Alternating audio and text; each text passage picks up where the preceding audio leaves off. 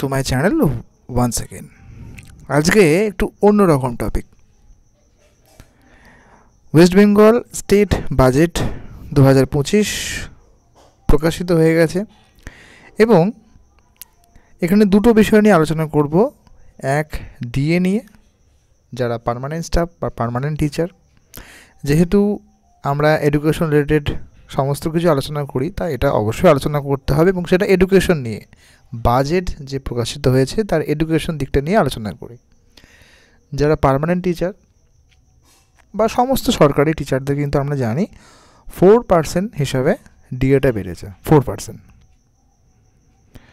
এবং এখানে আরেকটা বড় প্রশ্ন হচ্ছে যে প্যারা টিচারদের কী হয়েছে, যারা পার্শ্ব শিক্ষক।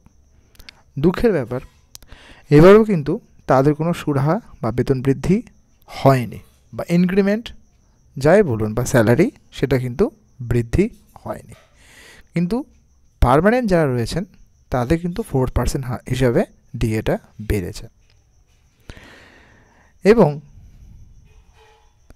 নতুন করে যে নিয়োগ বা নতুন করে যে রিক্রুটমেন্ট, সেটারও কিন্তু কোনো রকম আপডেট এই মুহূর্তে নেই, কোনো রকম উল্লেখ কিন্তু বাজেটে এই মুহূর্তে নেই শিক্ষক নিয়ে।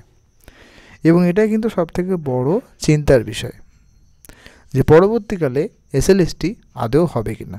কারণ রিসেন্টলি একটা আমি ভিডিও করেছিলাম যেখানে আপনাদের বলেছিলাম যে ওবিসি নিয়ে যে মামলাটা এখনও বিচারাধীন, আগামী 18ই ফেব্রুয়ারি একটা শুনানির যে সম্ভাবনা রয়েছে, বিচারাধীন যে ব্যবস্থাটা, সেটা কিন্তু সমস্ত রিক্রুটমেন্ট প্রসেসে, অর্থাৎ ওয়েস্ট বেঙ্গলের যে সমস্ত নিয়োগ, বিশেষত শিক্ষক নিয়োগে কিন্তু প্রভাব ফেলেছে। তাই দেখা যাক পরবর্তীকালে আমাদের কতটা এই নিয়ে সমস্যার সম্মুখীন হতে হয়। কিন্তু আপাতত পার্শ্ব শিক্ষকরা কিন্তু বঞ্চিত হলেন। ধন্যবাদ।